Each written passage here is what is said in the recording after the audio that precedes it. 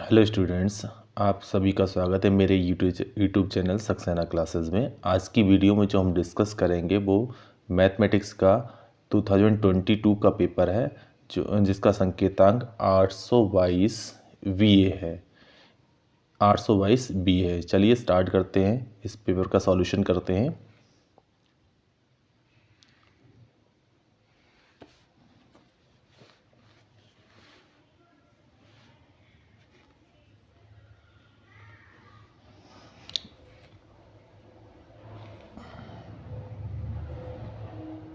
Question number 1 देखते हैं।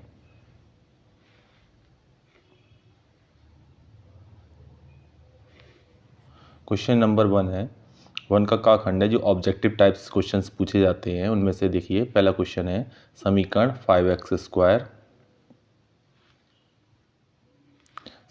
5x² minus 3x plus 2 बराबर 0 के मूलों का योग होगा। तो देखिए इस क्वेश्चन को कैसे अटेम्प्ट करेंगे। जैसे ये समीकरण आपको दे रखी है, ये समीकरण जो आपको दे रखी है वो दे रखी है आपको 5x² minus 3x plus 2 equal to 0। पहले इस समीकरण को कंपेयर करेंगे, तुलना करेंगे। ax² plus bx plus c बराबर 0 से। देखिए यहाँ x² है, x² का गुणांक यहाँ पर क्या है 5 है, और यहाँ पर x² का गुणांक कितना लिखा है a। इस हिसाब से a की वैल्यू जो हो गई वो 5 हो गई। अब देखिए यहाँ पर x का गुणांक कितना लिखा है प्लस b, और यहाँ x का गुणांक कितना लिखा है माइनस b। इस हिसाब से v की जो वैल्यू हो गई वो -3 हो गई। और जो यहाँ पर क्या लिखा है c, और जो बची हुई वैल्यू है वो c की हो गई, c इक्वल टू 2। देखिए मूलों को योगफल का जो फॉर्मूला हमारा होता है, मूलों का योगफल बराबर आपका होता है -b/a, -v/a। और b की वैल्यू हमने कितनी निकाली है, माइनस का फॉर्मूला ये -3/a की वैल्यू कितनी हमने 5। अब देखिए माइनस माइनस की जब मल्टीप्लाई होती है, गुणा होती है, तो वो प्लस में कन्वर्ट हो जाता है। तो ये हो गई वैल्यू 3/5। इस हिसाब से इसका आंसर कितना हो गया 3/5।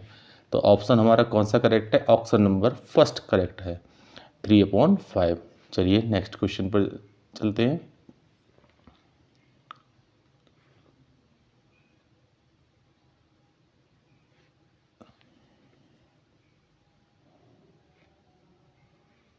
नेक्स्ट क्वेश्चन में पूछा जा रहा है 3 cot A इक्वल टू 4 है, तो sec A की वैल्यू आपको फाइंड करनी है। 3 cot A इक्वल टू अगर 4 है तो sec A की वैल्यू आपको बतानी है। तो कैसे अटेम्प्ट करेंगे इसको।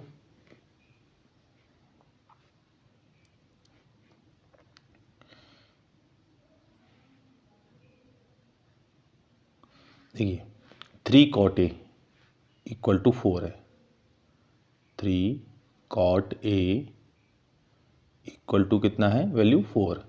तो यहाँ से cot A की वैल्यू अगर हम निकालना चाहें तो cot A इक्वल टू कितना हो जाएगा, ये 3 डिवाइड में पहुँच जाएगा, 4/3 हो जाएगा। और cot A से हम tan A की वैल्यू फाइंड कर सकते हैं, क्योंकि tan A इक्वल टू क्या होता है 1/cot A। tan A equal to होता है 1/cot A। तो यहाँ cot A की वैल्यू लगा देते हैं, तो tan A की वैल्यू मिल जाएगी हमें यहाँ से 1/cot A की जगह पे कितना रखना है 4/3। और हर के हर वाली यानी डिनोमिनेटर के डिनोमिनेटर वाली संख्या नोमिनेटर में पहुंच जाती है, तो ये इस हिसाब से इसकी वैल्यू हो गई 3/4। अब हमको निकालना है sec A की वैल्यू। अब sec A की वैल्यू कैसे निकालेंगे,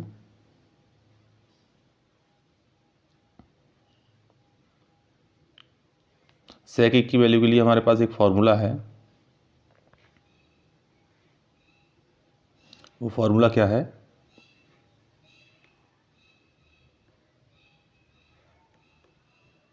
देखिए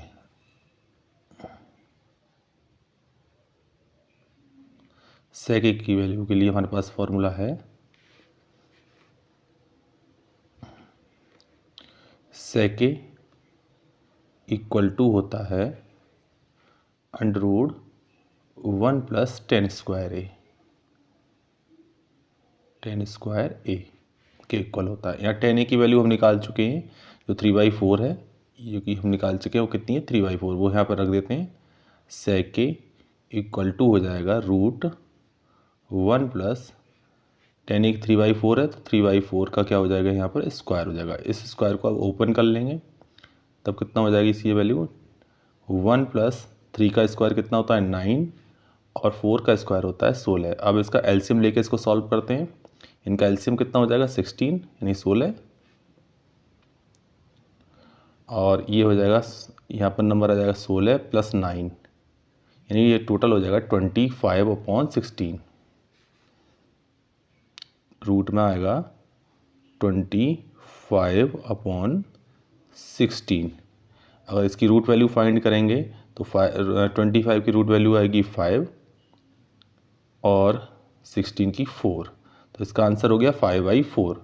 तो ऑप्शन नंबर आपका कौन सा सेकंड करेक्ट दिख रहा है हमको, सेकंड ऑप्शन हमको करेक्ट दिख रहा है, ये 5/4। इस हिसाब से 5/4 सेकंड ऑप्शन करेक्ट हो जाता है। नेक्स्ट क्वेश्चन पर आते हैं।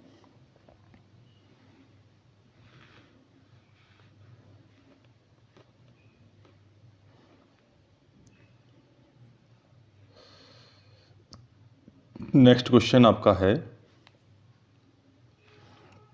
x minus y equal to 2 है और x plus y equal to 2 है। तो हमें ये देखना है कि x और y की वैल्यू क्या होगी। तो इस समीकरण को हम हल करते हैं, ऊपर नीचे रख के x minus y equal to 2 है, और दूसरी इक्वेशन हमारी है x plus y equal to 2। जब इसको हल करेंगे तो बाई से बाई प्लस माइनस 1 होने की वजह से कैंसिल हो जाएगा, और x और x जुड़ के 2x हो गया, और 2 और 2 मिलकर कितना हो गया 4। यहाँ पर 2 से 4 को कैंसिल कर देंगे, 2 2 जब 4 हो जाएगा तो x की वैल्यू हो जाएगी 2। x की वैल्यू 2 हो गई। अब x की वैल्यू चाहे इक्वेशन नंबर फर्स्ट में रख दीजिए, चाहे इक्वेशन नंबर सेकंड में रख के देख लीजिए। तो x की वैल्यू हम इक्वेशन नंबर सेकंड में यूज करते हैं, या फर्स्ट में ही रख लेते हैं, फर्स्ट में रखते हैं। तो 2 minus y equal to 2, y को उधर ट्रांसफ़र कर देते हैं और 2 को इधर ले आते हैं, 2 को इधर ले आते हैं और वाई को इधर पहुंचा देते हैं। तो इस हिसाब से ये वैल्यू बन जाएगी y equal to 2 minus 2, 2 minus 2, और 2 में से 2 कैंसिल आउट हो जाएगा, कट जाएंगे, तो वाई की वैल्यू बन जाएगी यहाँ पर 0। वाई 0 मिल गया और एक्स में हमें कितना मिला है 2। तो 2 और 0 जो इसका आंसर होगा ऑप्शन वही करेक्ट हो जाएगा, एक्स इक्वल टू 2 और y equal to 0। Next question पर चलते हैं।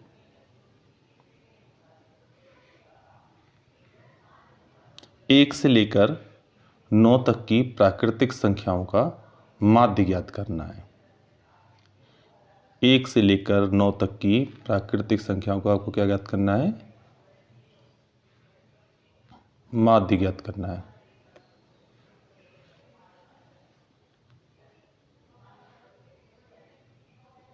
अब कैसे निकालेंगे इस क्वेश्चन को, देखिए।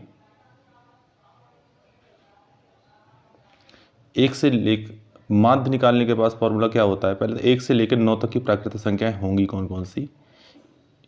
1 से लेकर 9 तक की प्राकृतिक संख्या, एक तो 1 होगी,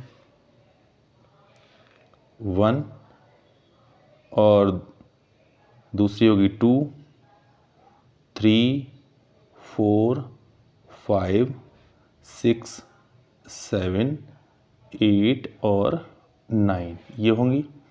अब माध्य निकालने के लिए हमारे पास फॉर्मूला क्या होता है, माध्य निकालने के लिए जो फॉर्मूला है हमारे पास वो होता है, सभी संख्याओं को जोड़ लेते हैं, पदों का योगफल बटे पदों की संख्या, पदों का योगफल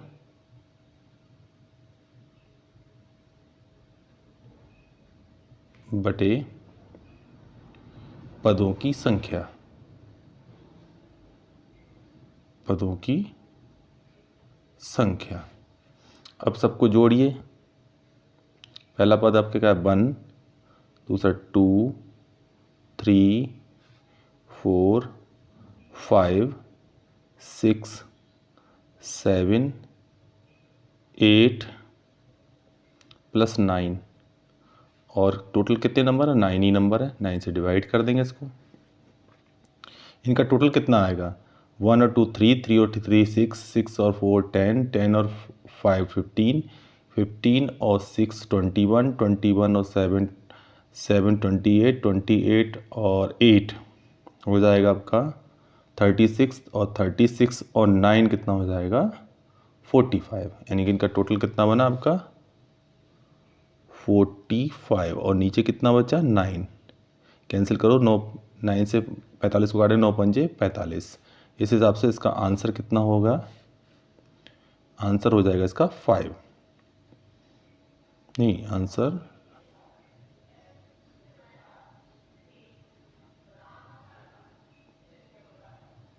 5। इसका आंसर कितना हो गया? 5 हो गया। ऑप्शन नंबर बी इसका करेक्ट हो जाएगा। अब आगे चलते हैं नेक्स्ट क्वेश्चन पर।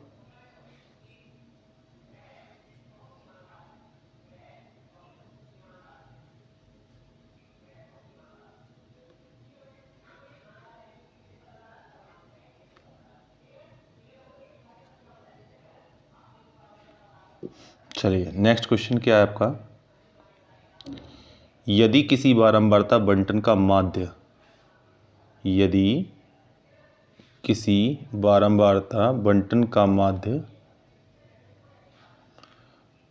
20.5 है और उसकी माध्यिका 20 है, तो उसका हमको बहुलक ज्ञात करना है। तो देखिए, इसके लिए एक फॉर्मूला होता है। बहुलक बराबर होता है 3 गुणा माध्यिका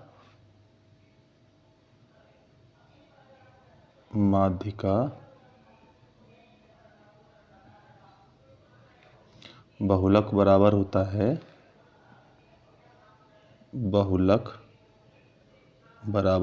है 3 गुणा माध्यिका माइनस 2 गुणा माध्य।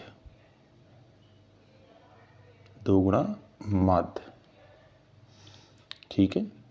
अब इसको थोड़ा सा वैल्यू रखते हैं।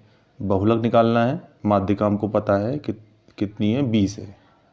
तो 3 गुणा 20 माइनस 2 गुणा माध्य कितना है? देखेंगे, माध्य हमारे पास 20.5।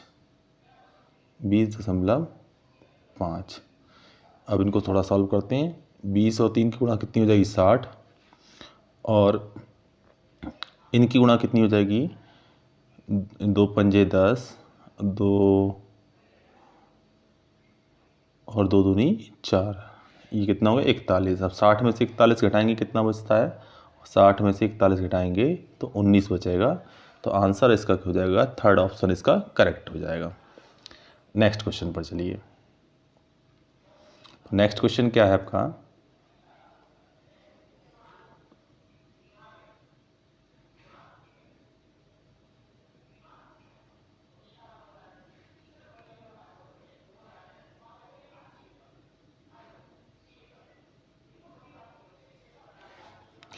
देखिए, क्वेश्चन है, चित्र ABC के आधार BC के समांतर। चित्र क्या है आपका? ABC है।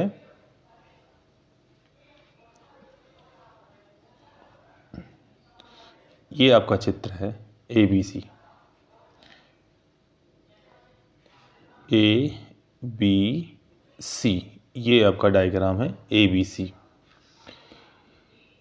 आधार क्या है? BC, ये वाला BC के समांतर कौन सी है? PQ। ये PQ इसके समांतर है। समांतर रेखाखंड PQ खींचा गया है। यदि PQ और BC का जो रेशियो है वो है 1:3 का, यानी इन दोनों का रेशियो कितना है? 1:3। तो AP और PB का अनुपात हमको ज्ञात करना है। तो कैसे करेंगे? देखिए ध्यान से। देखिए, अगर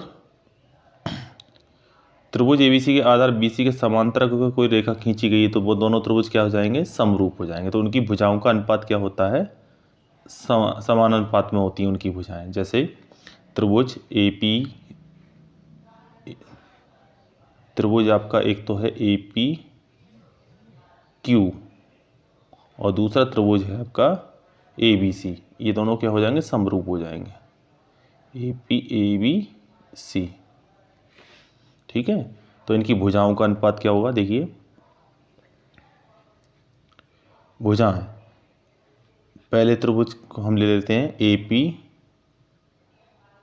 अपॉन ए पी मतलब यहाँ से यहाँ तक, और बड़े ए बी सी की साइड क्या है ए बी, उसी तरफ देखेंगे तो a b upon a b equal to दूसरी साइड हम ये ले लेते हैं पी क्यू अपॉन, और नीचे वाली साइड क्या है पी क्यू ये वाली साइड, और पी सी ये वाली साइड ले लेते हैं पी क्यू अपॉन बी सी।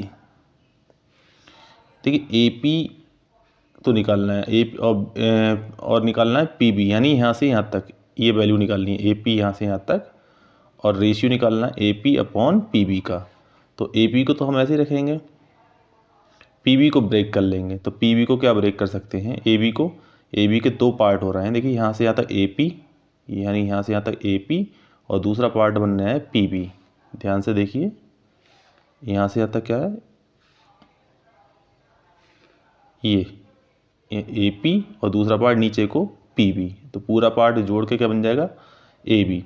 तो इसको हम तोड़ दे रहे हैं a p plus p b में हमने ब्रेक कर दिया equal to p q upon b c का रेशियो हमको पहले से पता है 1/3 है। अब इसको और सॉल्व करिए, देखिए इसकी हम क्रॉस मल्टीप्लाई कर लेते हैं, तिरछी गुणा कर लेते हैं, इनकी इनसे आपस में गुणा कर लेते हैं, 3 की ए पी से, तो ये हो जाएगा 3 AP, और 1 की इधर करेंगे तो ये ऐसी डिजिट रह जाएगी AP प्लस PB के बराबर हो जाएगी। अब AP को इधर ट्रांसफ़र कर लीजिए, 3AP माइनस पॉजिटिव है तो इधर आगे निगेटिव में हो जाएगी AP बराबर PB के हो जाएगी। अब 3AP में से एक AP कम कर देंगे तो 2 AP रह जाएगा आपका।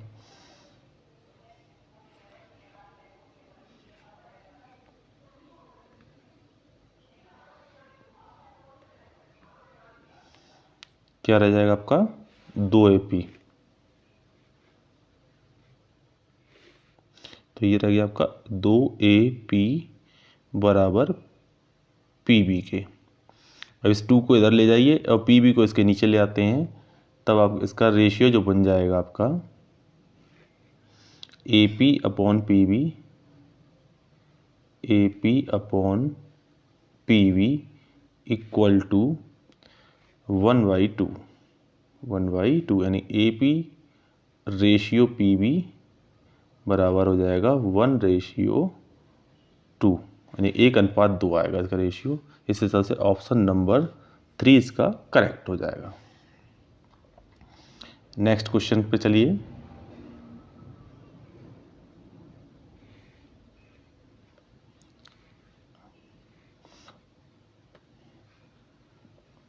नेक्स्ट क्वेश्चन, अब देखिए क्वेश्चन नंबर ये आता है आपका 2 का नंबर क्वेश्चन। इसको हल करते हैं। दूसरे का ये वाला क्वेश्चन, इस पर क्या पूछा गया, यदि 27, 23, x-4, x+4, 15, 3 और 7 का माध्य का मतलब समांतर माध्य 15 हो तो x का मान हमको ज्ञात करना। तो हम जानते हैं समांतर माध्य का फॉर्मूला, समांतर माध्य बराबर होता है पदों का योगफल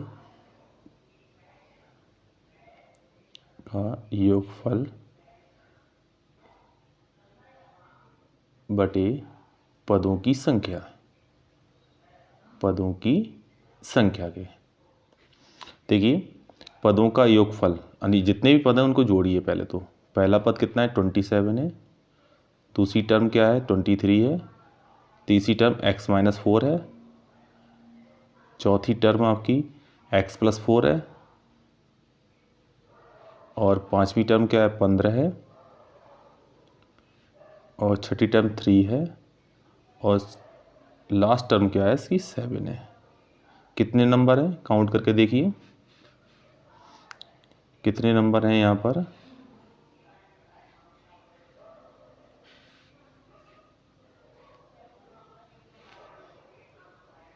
यहाँ पर कितने नंबर हैं, 1 2, देखिए 1 2 3 4 5 6 और एक 7, कितनी है टर्म, 7।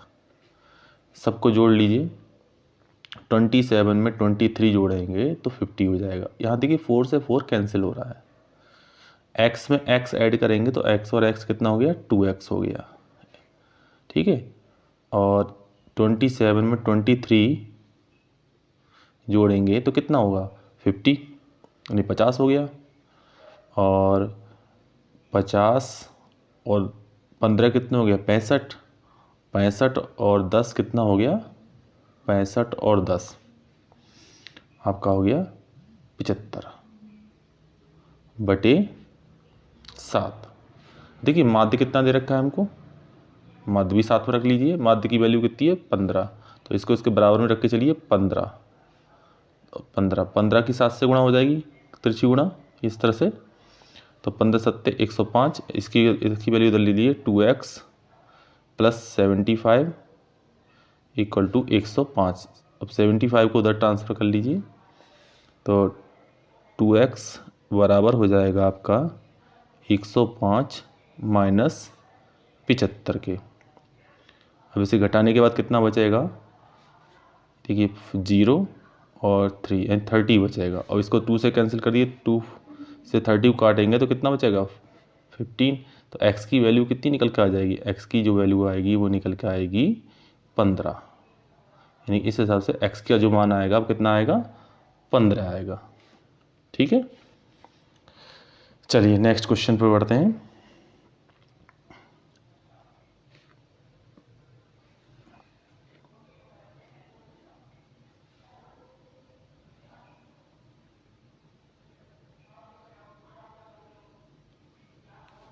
नेक्स्ट क्वेश्चन क्या है, नेक्स्ट क्वेश्चन ये है आपका, एक मीनार है और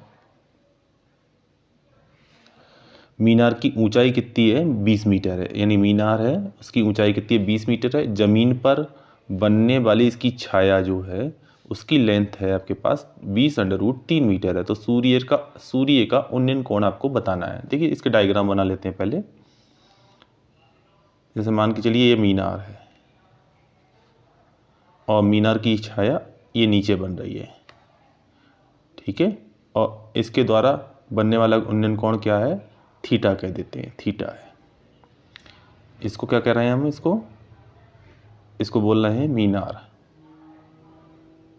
मीनार। और इसको क्या कह रहे हैं, मीनार की छाया, छाया बोल रहे हैं। तो जो मीनार की लंबाई ऊंचाई है इसको हमने नाम दे दिया A V और C। और मीनार कितने बिल्कुल सीधी खड़ी होती है, यानी 90 डिग्री पर मीनार खड़ी होगी, तो ये एंगल कितना होगा, 90 डिग्री का होगा। मीनार की जो लंबाई है वो कितनी है, ऊंचाई है जो 20 मीटर है। मीनार की जो हाइट है वो क्या है आपके पास, 20 मीटर, यानी ये यहाँ से यहाँ तक कितनी है, कोई 20 मीटर। ये यहाँ से लेकर यहाँ तक है इसकी 20 मीटर हाइट। और इसकी छाया की जो लंबाई है, यानी छाया क्या है इसकी BC, और BC की लंबाई है यहाँ पर 20√3 मीटर है, यानी यहाँ से यहाँ तक की जो लेंथ है इसकी 20√3 मीटर है। तो देखिए इसमें यहाँ देखिए 90 डिग्री के सामने वाले हैं की अगर की बात करें, ये कोण कितना है, 90 डिग्री का है। तो 90 डिग्री के सामने वाली साइड को हम क्या कहते हैं, कर्ण बोलते हैं, यानी ये साइड आपकी क्या कहलाएगी, कर्ण कहलाएगी। और थीटा के सामने वाली भुजा को क्या कहते हैं, लंब कहते हैं। अब हम त्रिकोणमितीय फॉर्मूले का इस्तेमाल करेंगे। इसको क्या बोलेंगे हम, इसको हम बोलेंगे लंब। क्या बोलेंगे, लंब, लंब बोलेंगे। और ये वाली साइड को क्या बोलेंगे हम, आधार बोलेंगे, आधार। तो देखिए लंब और आधार का कौन सा फॉर्मूले में हम इस्तेमाल कर सकते हैं, tan थीटा बराबर लंब बटे आधार होता है। tan थीटा बराबर क्या होता है आपका, tan थीटा बराबर होता है लंब बटे आधार। अब लंब की वैल्यू क्या है, थीटा के सामने वाली भुजा लंब का मान कितना है, 20।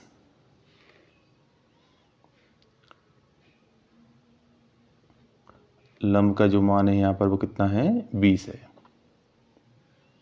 20 और आधार की जो वैल्यू है 20√3 है। अब देखिए कैंसिल हो गया, 20 से 20 कट गया, ऊपर कितना बचा, तो टेन थीटा बराबर बचा आपका 1/√3। अब देखिए अब यहाँ तक 10 लिखा है तो इसकी वैल्यू हम 10 में चेक करेंगे। 10 में 1/√3 किसकी वैल्यू होती है, tan 30 की होती है। तो यहाँ पर इस हिसाब से ये tan थीटा बराबर क्या हो गया, tan 30, और 10 से 10 कट जाएगा तो थीटा की वैल्यू कितनी रह जाएगी, 30 डिग्री, 30 डिग्री का, यानी ये एंगल कितना निकल कर आता है, 30 डिग्री का।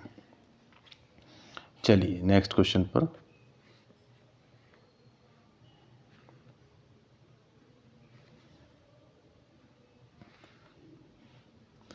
अब क्वेश्चन में आपसे पूछा जा रहा है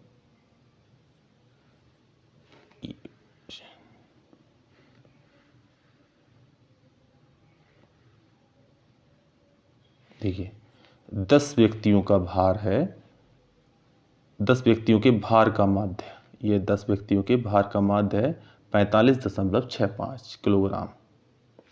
उनके भारों का योगफल ज्ञात करना है। तो 10 व्यक्तियों के भारों का माध्य, माध्य वाले मतलब पदों का योगफल बटे पदों की संख्या। 10 व्यक्तियों का उनके भारों का योगफल ज्ञात करना है ना, तो माध्य बराबर आपका वही फॉर्मूला होता है।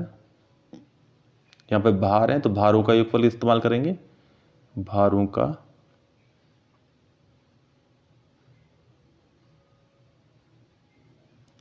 योगफल बटे भारों की संख्या, व्यक्तियों की संख्या कितनी है, टोटल 10, तो हम यहाँ पर 10 लिख दे रहे हैं। भारों का योगफल कितना है निकालना है, तो माध्य कितना है 45.65 बराबर भारों का योगफल हमको निकालना है, भारों का योगफल हमको निकालना है बटे 10। अब तिरछी गुणा करेंगे तो 10 आपका इधर ट्रांसफ़र हो जाएगा, तो भारों का योगफल कितना आएगा निकल के यहाँ से, भारों का योगफल बराबर आ जाएगा आपका 45.65 गुणा 10, इनकी गुणा करेंगे तो ये हो जाएगा 45.1 कदम आगे बढ़ जाएगा, 456.50 किलोग्राम लिखा है, तो इसका आंसर भी किस में लिखेंगे हम, किलोग्राम में लिखेंगे। यानी 10 व्यक्तियों का जो भार आएगा वो कितना आएगा, 456.50,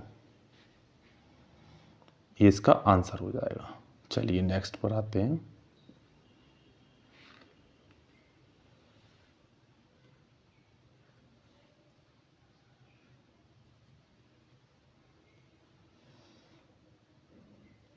नेक्स्ट क्वेश्चन, यदि द्विघात समीकरण 2x² - 5x + k = क्या है, 0, के मूल क्या है, बराबर है, और हमसे पूछा गया है k का मान। अगर किसी भी द्विघात समीकरण के मूल बराबर होते हैं तो उसके विविक्तर क्या हो जाता है, 0 रहता है।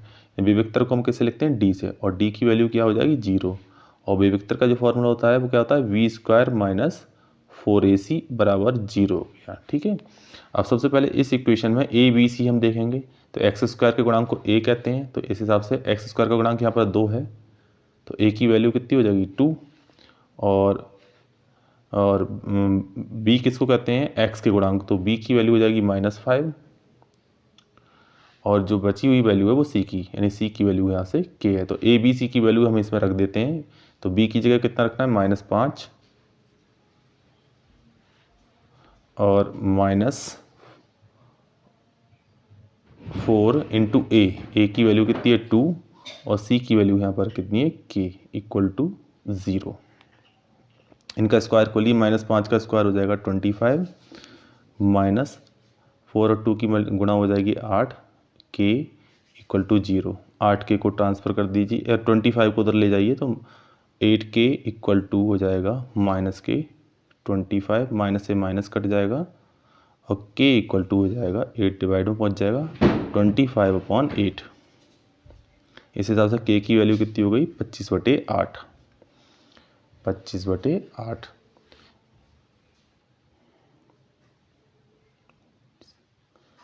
दो।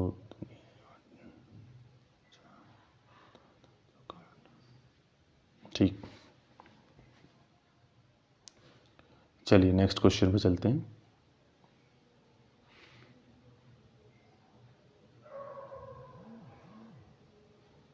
नेक्स्ट क्वेश्चन है, देखिए दो घन है,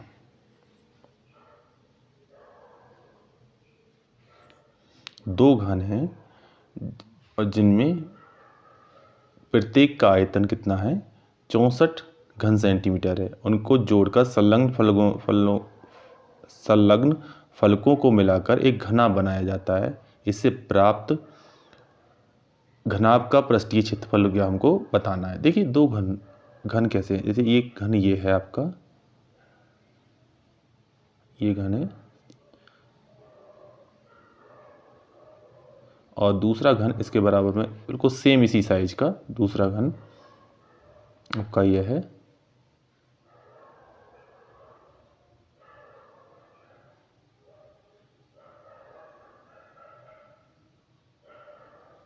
और इन दोनों को जब बराबर मिलाकर रख देते हैं तो एक बड़ा घन बन जाता है।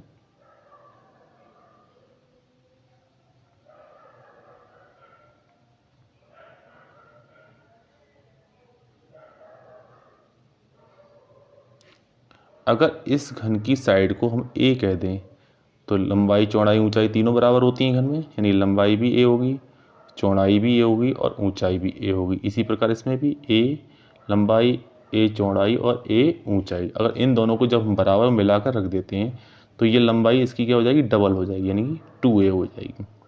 चौड़ाई वही रहेगी ए और ऊंचाई भी वही रहेगी ए। ठीक है, तो इस हिसाब से देखिए इन्होंने क्या कहा है, दो घनों के प्रत्येक का आयतन दे रखा है। तो घन का जो आयतन होता है, घन का आयतन होता है भुजा की घात 3, यानी भुजा क्यूब, भुजा क्यूब। और घन का आयतन कितना दे रखा है इन्होंने 64, तो इसको हम लिख दे रहे हैं 64। और भुजा कितनी मानी है हमने ए, तो ए क्यूब। तो इसको भी हम इस तरह से क्यूब के रूप में लिख लेते हैं, तो ये हो जाएगा 4 का cube equal to a cube. A cube से क्यूब कैंसिल कर दें घात से घात, तो ए की वैल्यू कितनी निकल के आ जाएगी हमारी यहाँ पर, ए की वैल्यू हो गई 4।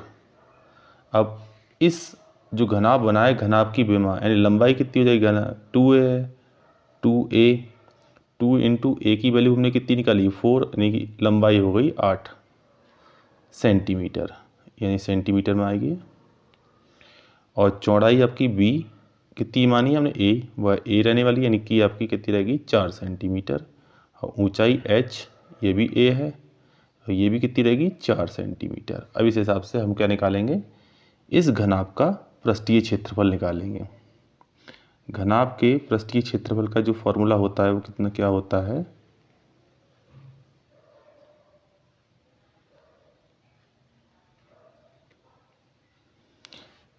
घनाभ का जो पृष्ठीय क्षेत्रफल होता है, पृष्ठीय क्षेत्रफल बराबर होता है 2 लंबाई इंटू चौड़ाई, चौड़ाई इंटू ऊंचाई और ऊंचाई इंटू लंबाई। तो देखिए 2 लंबाई कितनी निकाल रखी है हमने 8, चौड़ाई कितनी निकाली है हमने 4, चौड़ाई कितनी है हमारे पास 4 है देखिए, और ऊंचाई भी हमारी 4 है, तो 4 गुणा 4 हो जाएगी। इसमें देखिए ऊंचाई कितनी है हमारी 4 है, 4, और लंबाई कितनी है हमारी 8 है, 8 है। इनकी गुणा कर लेते हैं, 8 चौक हो गया 32 और 4 चौक 16 और 8 चौक 32। इन सबको जोड़िए और 2 से गुणा कर लीजिए, 32 दूनी हो गई 64 और 64 में आपको 16 जोड़ेंगे तो कितना हो जाएगा 64 और 6 हो जाते हैं आपके 70 और 10 80, 80 दूनी 160 वर्ग सेंटीमीटर इसका क्या हो जाएगा, पृष्ठीय क्षेत्रफल आएगा निकल के। चलिए नेक्स्ट क्वेश्चन पर।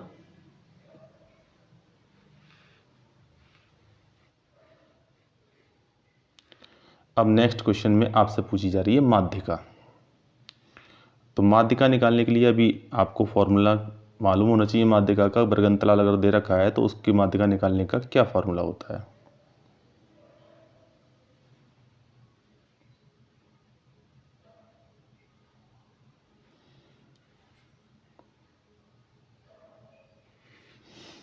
देखिए आपका सबसे पहले क्लास इंटरवल आपको पता है। क्लास इंटरवल इसमें आपको दे रखा है 0 से 10,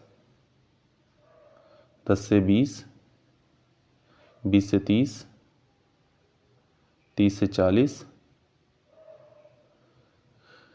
40 से 50, 50 से 60, यानी कि ये आपका वर्गंतराल दे रखा है। और इसकी बारंबारता यानी एफ जो आपको दे रखी है वो दे रखी है 7, उसके बाद दे रखा है 12,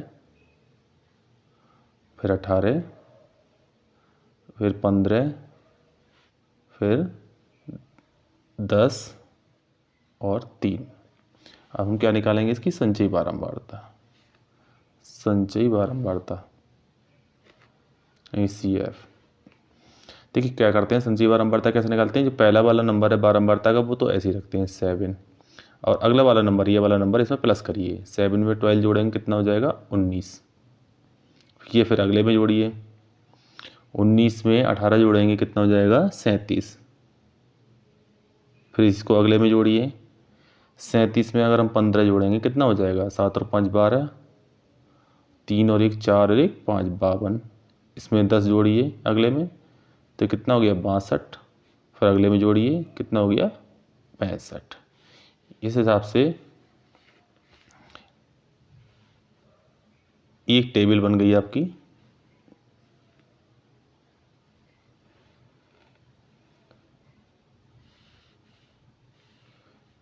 जिसमें n की वैल्यू कितनी हो गई 65 हो गई 65। अब देखिए अब क्या करेंगे, हम n/2 निकालेंगे। n/2 तो n की वैल्यू कितनी है आपके पास 65 है।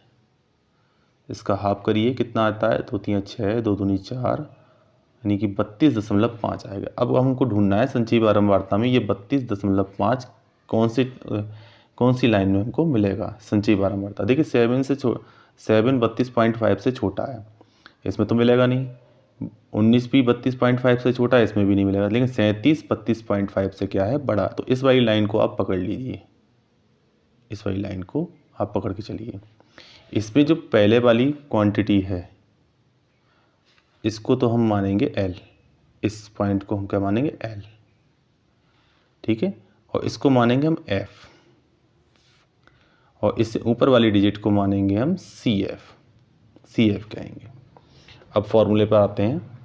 फॉर्मूला हमारा होता है माध्यिका बराबर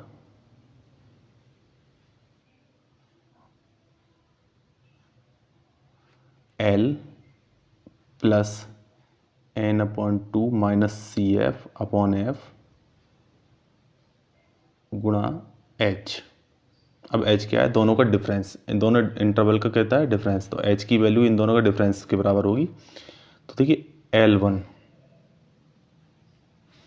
L कितना हमारा 20, तो यहाँ पर रख दिया हमने 20 प्लस n/2 अभी निकाला है 32.5 माइनस CF कितना है हमारे पास, CF हमने अभी देखा था कितना 19 है हमारा, बटे F कितना है हमारा 18 है। और H कहाँ से आएगा, देखिए इनका अंतर निकाल लीजिए। जो आपका वर्ग अंतराल है उनका अंतर 0 या 10 का अंतर निकाल लीजिए, किसी भी एक लाइन का अंतर निकाल लीजिए। तो 0 और 10 का अंतर निकालते हैं तो कितना आएगा हमारा 10 मिलेगा। तो ये बन जाएगा आपका H। इसको थोड़ा और सॉल्व करिए, 20 प्लस 32.5 में से 19 को घटा दीजिए तो 0.5, और 12 में से 9 गए कितने बचेंगे 3, 2 में से गया 1 गुणा 10 बटे 18। तो आप 10 की गुणा करके 18 से भाग कर लीजिए, चाहे काट के भाग कर लीजिए, बात वही होगा। तो इसको थोड़ा सा और सॉल्व करिए। 20 प्लस ये हो गया 135/18। 18 से 135 को भाग करिए, कितना आता है आपका। 18 से 135 को भाग करने के बाद इसको भाग करिए ज़रा और बताइए कितना आना चाहिए। 135 को 18 से जब हम डिवाइड करते हैं तो कितनी वैल्यू हमको मिलनी चाहिए। तो देखिए 135 से जब 18 को हम डिवाइड करेंगे तो जो हमारी वैल्यू आएगी निकल के, 135 को डिवाइड करना है हमको 18 से, तो ये आएगी 7.5, यानी 20 प्लस 7.5। इसको जोड़ लेंगे तो जो आंसर आएगा हमारा 27.5 हो जाएगा। आंसर 27.5। चलिए नेक्स्ट क्वेश्चन की तरफ चलते हैं।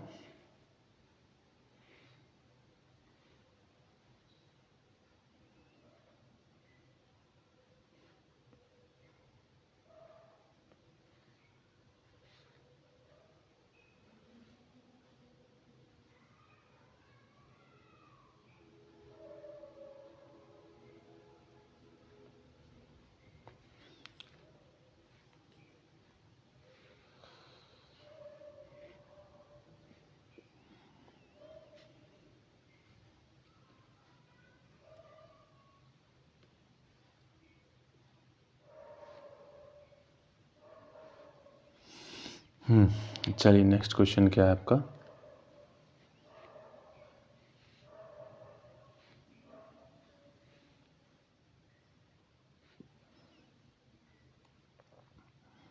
हाँ, नेक्स्ट क्वेश्चन ये है आपका। समीकरण x² -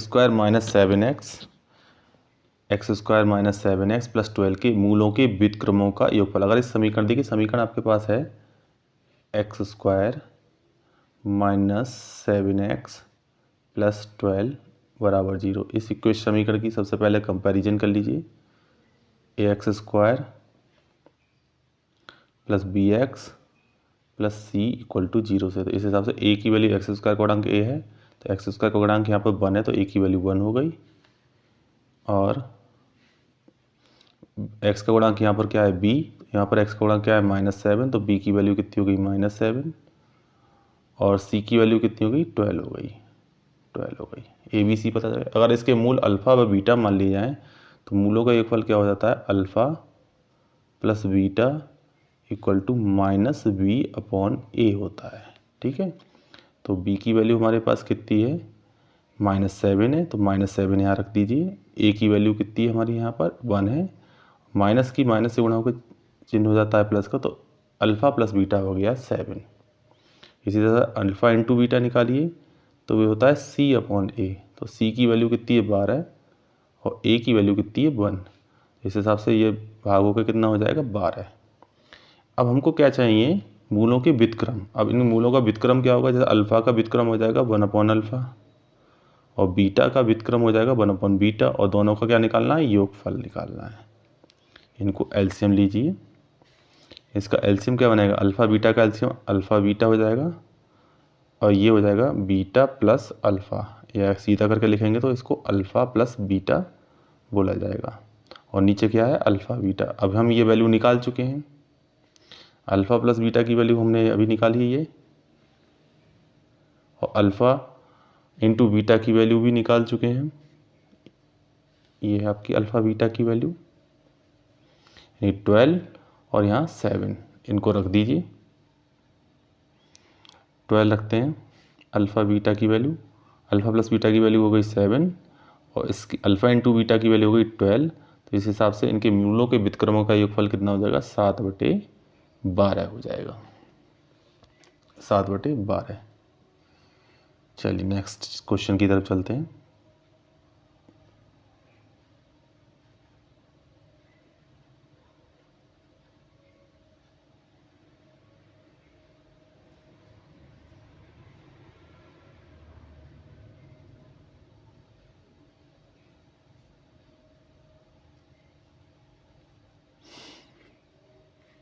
देखिए नेक्स्ट क्वेश्चन क्या है आपका,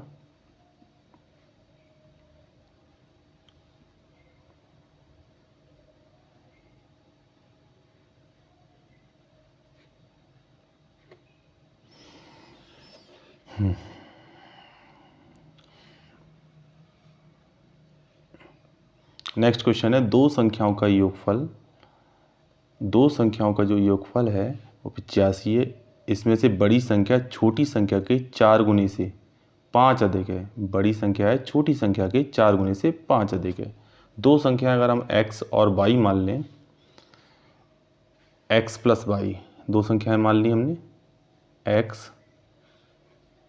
पहली संख्या मान ली x, दूसरी संख्या y इक्वल टू, हम क्या कहते हैं इसको, x plus y equal to कितना हो गया आपका 85। इक्वेशन नंबर हो गई है आपकी 1, इसको कहते हैं इक्वेशन नंबर 1। और दूसरी आपकी क्या हो जाएगा, एक, अगर बड़ी संख्या x है और छोटी संख्या y है, यानी बड़ी संख्या आपकी क्या है x और छोटी संख्या क्या है y, ये आपकी क्या है बड़ी संख्या है, बड़ा नंबर है ये, बड़ी संख्या है, और ये आपकी क्या है छोटी संख्या है, छोटी संख्या है।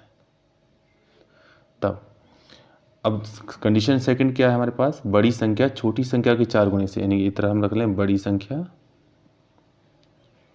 बड़ी संख्या, उधर लिख दें हम छोटी संख्या का क्या कर दें 4 गुना, यानी 4 से इसमें क्या कर दीजिए गुणा कर दीजिए।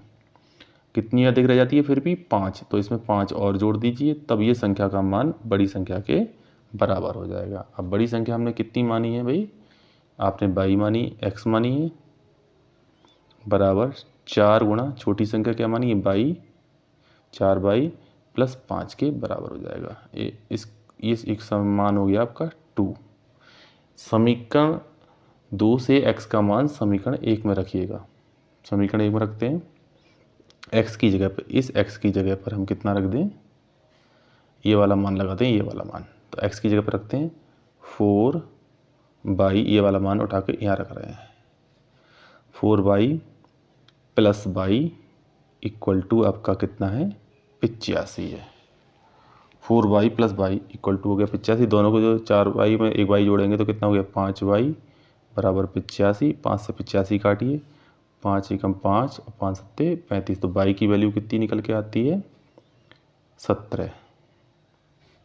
y की वैल्यू 17 आ गई, y 17 हो गया। y का मान उठा के समीकरण 1 में रखिए, ये फिर, या आप यहाँ रख दीजिए, समीकरण 2 में रख देते हैं, उससे आसान रहेगा। तो समीकरण 2 में रखते हैं तो x बराबर आपका क्या हो जाएगा 4y है, 4 इंटू वाई की जगह आपने रख दिया 17 प्लस 5,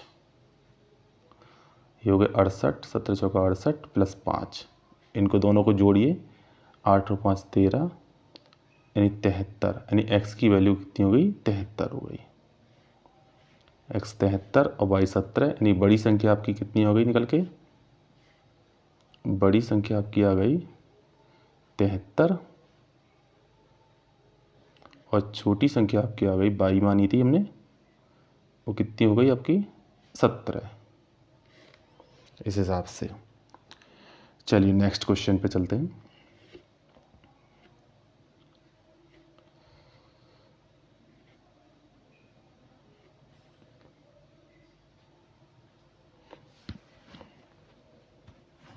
यहाँ तक आपका कंप्लीट हो गया, क्वेश्चन नंबर 3 कंप्लीट हो गया। क्वेश्चन नंबर 4 पर आते हैं।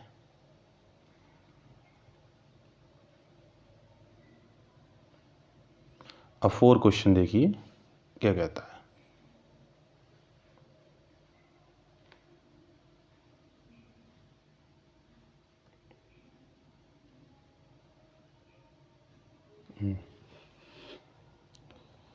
क्वेश्चन 4 क्या है, k का मान ज्ञात कीजिए जिसके लिए समीकरण, ये समीकरण है 2x प्लस के वाई इक्वल टू 1, और एक समीकरण ये है आपकी 3x minus 5y equal to 7 का एक अद्वितीय हल होगा। तो पहले इन समीकरणों की हमें तुलना करनी पड़ेगी दो समीकरणों से। पहली समीकरण क्या है, देखिए पहले इन्हें सही सिस्टमेटिक फॉर्म में लिख लेते हैं।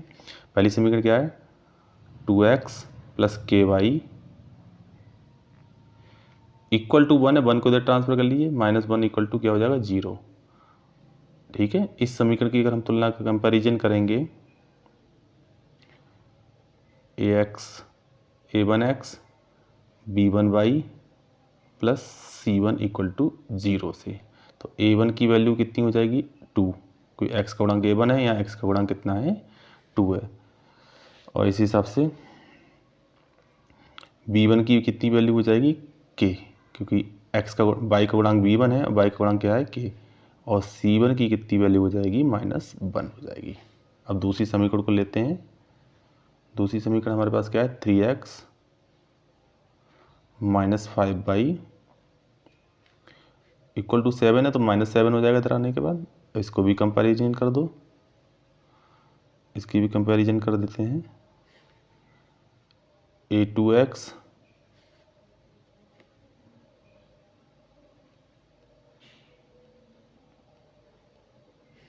इसका कंपैरिजन कर देते हैं आपको यहाँ पर, a2x b2y प्लस c2 से बराबर 0। ठीक है, तो x का गुणांक क्या है a2, और यहाँ x का गुणांक कितना है 3, तो a2 की वैल्यू कितनी हो गई यहाँ पर 3 हो गई, और v2 की वैल्यू कितनी हो गई यहाँ पर -5 हो गई, और c2 की वैल्यू कितनी हो गई -7, ये -7 c2 की वैल्यू हो गई। अब देखिए, अगर समीकरण के अद्वितीय हल होते हैं तो एक कंडीशन होती है उसके लिए, वो कंडीशन क्या है, a1 अपॉन a2 की वैल्यू बराबर नहीं होती है v1 अपॉन v2 के। तो देखिए a1 अपॉन a2 की वैल्यू, a1 की वैल्यू यहाँ पर कितनी है, यहाँ पर है 2, और a2 की वैल्यू यहाँ पर कितनी है 3, तो a1 की जगह हमने रख दिया 2 अपॉन, और a2 की जगह रख दिया हमने 3 is not equal to, v1 की वैल्यू कितनी है यहाँ पर, v1 की वैल्यू है k, और b2 की वैल्यू है -5, तो यहाँ पर रख दिया -5। और क्रॉस मल्टीप्लाई उसे वैसे ही सॉल्व करिए, तो ये हो जाएगा 5 दूनी 10, ये हो जाएगा k is not equal to -10/3, ये इसका आंसर होगा। ठीक है, नेक्स्ट पे आइए।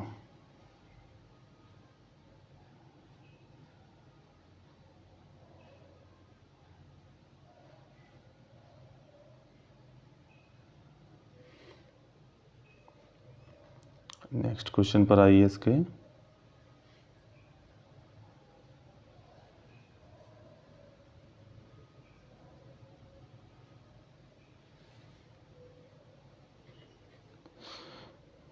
नेक्स्ट क्वेश्चन क्या है आपका, यहाँ पर देखिए, नेक्स्ट क्वेश्चन है, एक शंकु के आधार की त्रिज्या कितनी है 3.5 सेंटीमीटर है। एक शंकु है, उसके आधार की त्रिज्या कितनी है 3.5 सेंटीमीटर, और उसकी ऊंचाई कितनी है 12 सेंटीमीटर। त्रियक ऊंचाई और आयतन हमको निकालना है। देखिए शंकु होता कैसा है,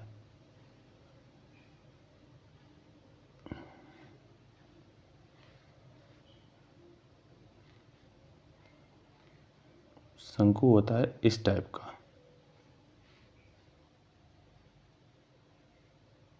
ये शंकु की क्या कहलाती है ऊंचाई, और ये होती है इसकी त्रिज्या, यानी ऊंचाई को h बोलते हैं और त्रिज्या को r। इसकी वैल्यू h बराबर दे रखा है इन्होंने 12 सेंटीमीटर, और ये दे रखा है r बराबर हमें 3.5 सेंटीमीटर, और इसको क्या बोला जाता है l, इसको हमें निकालना है। तो l square equal to formula होता है h square plus r square. तो h की वैल्यू कितनी है 12 का स्क्वायर, और ये 3.5 का स्क्वायर। 12 का स्क्वायर हम जानते हैं 144 होता है। अब 3.5 का 3.5 से निकाल के देखिए भाई, 3.5 की 3.5 से मल्टीप्लाई कर लीजिए, ये हो जाएगा 25 पाँती 15 और 2 17, सॉरी दशमलव नहीं रहा। अब 3 से करिए, 3 पंजे 15, और 3 3 9 और 1 10, इनकी गुणा कर लीजिए, 5 7 और 5 12, 1 और 1 2, दशमलव 2 अंकों के बाद आएगा 12.25। 25। इनको जोड़ लीजिए, इनको जोड़ेंगे तो आपका आंसर आपका बनेगा। अब देखिए ये 25 तो ऐसे ही रहने वाला है। अब 4 और 2 कितने हुए, 6, 4 और 1 5, 156.25। इसका वर्गमूल निकालिए 156.25 का, क्योंकि अभी ये वैल्यू एल स्क्वायर की आई है और हमको क्या निकालना है, एल की वैल्यू निकालनी है। तो एल की वैल्यू निकालने के लिए हमें क्या करना पड़ेगा, इसका वर्गमूल निकालना पड़ेगा। तो पहले वर्गमूल निकालते हैं हम इसका।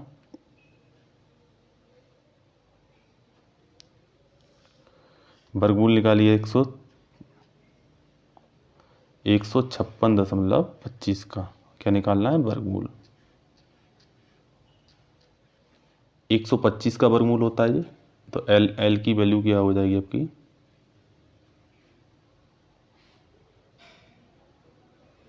125 यानी 12.5। क्या हो जाएगा, 12.5 हो जाएगा इसका एल का मान। एक आंसर आपको मिल गया, लेकिन अभी हमें दूसरा आंसर और बताना है, इसका आयतन। तो पहले इसको मिटा देते हैं।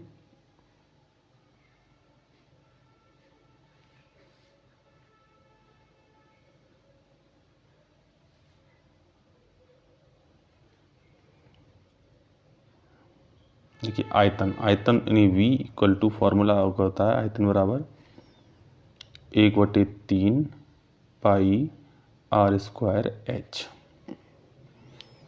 आर स्क्वायर एच यानी कि इसका हो जाएगा आपका 1/3 पाई की वैल्यू लगा दो 22/7, और आर की वैल्यू अभी आपने कितनी 3.5 का स्क्वायर, और इंटू एच कितना है आपके पास 12। इसको सॉल्व करिए। देखिए इसको और सॉल्व करेंगे तो इधर लिख लेते हैं इसको 1/3 22/7, 3.5 को अलग अलग करके लिखिए 3.5 इंटू 3.5 इंटू 12। ठीक है, कुछ कटेगा ना, देखिए 3 से काटिए, 3 चौक 12, उसको काटिए 7 से, 7 पंजे 35 यानी 0.5, 5 चौक 20, 2 हो जाएगा ये। तो यहाँ तो बचा 22 गुणा 3.5, और ये कितना हो जाएगा 2.0 यानी 35 दूनी 70, यही 7 ही हो गया आपका 22 गुणा 35 दूनी 70 है, 0.2 के बाद हो जाएगा 7, 7 दूनी 14, 7 दूनी 14 और 1 15 घन सेंटीमीटर इसका आंसर हो जाएगा। नेक्स्ट क्वेश्चन देखते हैं।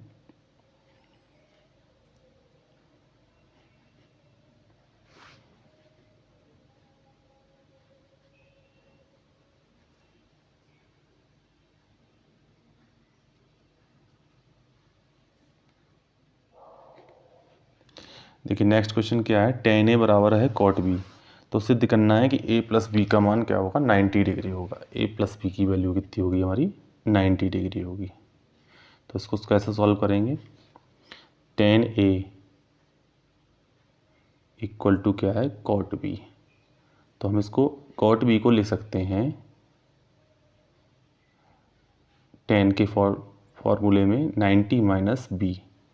अगर 90 माइनस थीटा करते हैं तो कॉट थीटा में बदलता है, तो हमने इसको चेंज कर लिया है tan 90 माइनस थीटा। इससे क्या फ़ायदा होगा कि आपका tan से tan क्या हो जाएगा, कैंसिल आउट हो जाएगा। तो a की वैल्यू कितनी बचेगी, 90 माइनस बी। अब b को उठाकर हम इधर ले आएंगे, तो a प्लस बी बराबर कितना हो जाएगा, 90 डिग्री, जो कि हमें यही तो प्रूव करना था, a प्लस बी बराबर 90 डिग्री।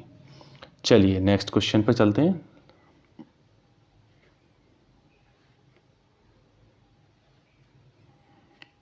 नेक्स्ट क्वेश्चन क्या है आपका,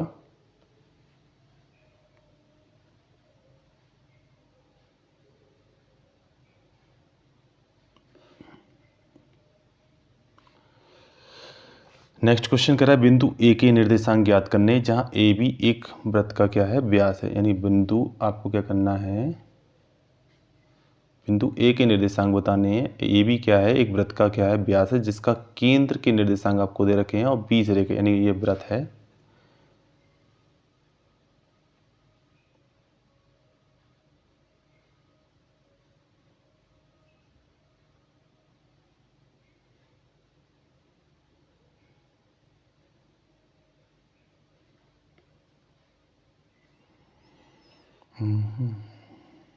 देखिए ये वृत्त है,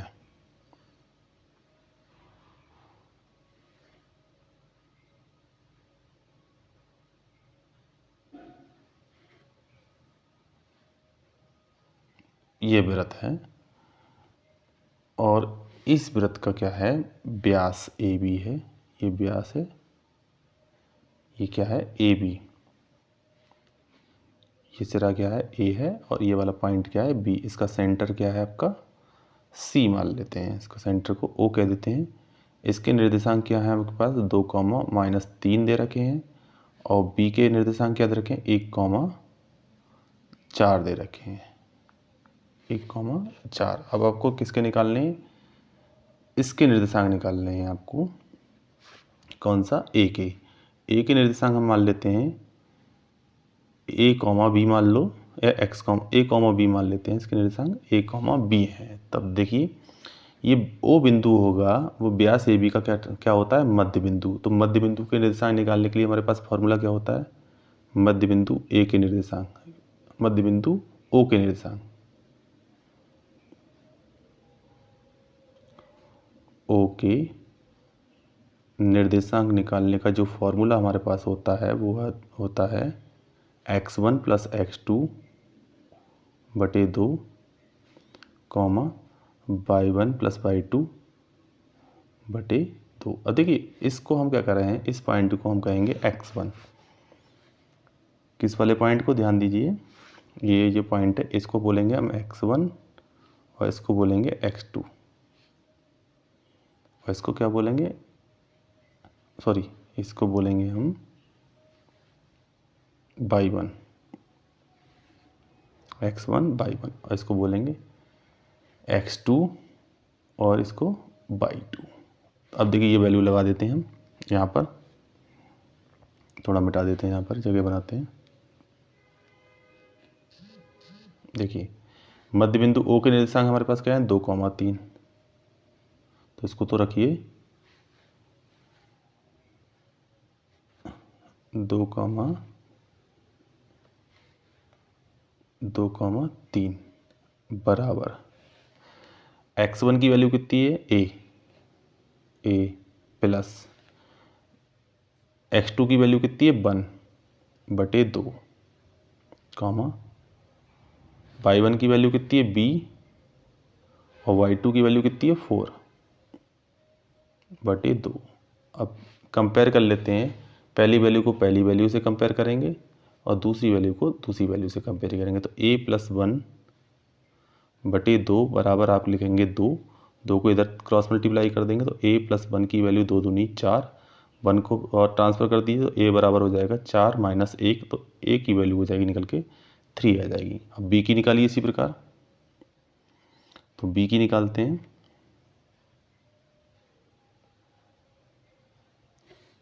b की निकालते हैं तो b + 4 जगह बनाइए इसको,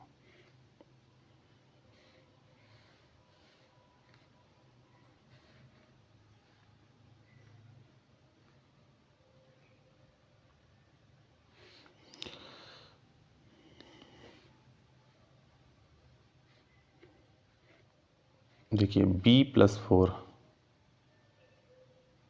बटे 2 बराबर कितना हो जाएगा 3 के, तो 2 को इधर कर दीजिए तो b + 4 बराबर 3 दूनी 6, तो b बराबर हो जाएगा 6 - 4 यानी कि b की वैल्यू बचेगी 2। इस हिसाब से जो निर्देशांक आएंगे a के निर्देशांक क्या हो जाएंगे आपके a, b तो माने थे, तो a, b यानी कि a की वैल्यू कितनी है 3 और b की वैल्यू कितनी आई 2, तो 2, 3, 2 a के निर्देशांक आएंगे।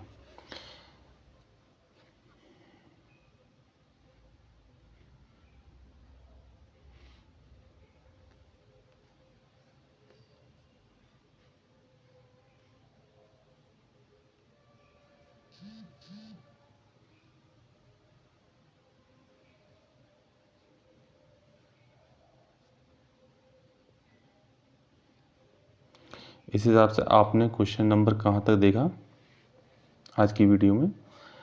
आज की वीडियो में क्वेश्चन नंबर 3 आपने सारे पार्ट कंप्लीट कर लिए, 3 क्वेश्चन तक। आगे के पार्ट हम अगली वीडियो में कंप्लीट करेंगे। अगर आपको मेरी वीडियो पसंद आई हो तो मेरे वीडियो को लाइक करना, चैनल को सब्सक्राइब करना ना भूलें। मिलते हैं अगली वीडियो में। Thank you.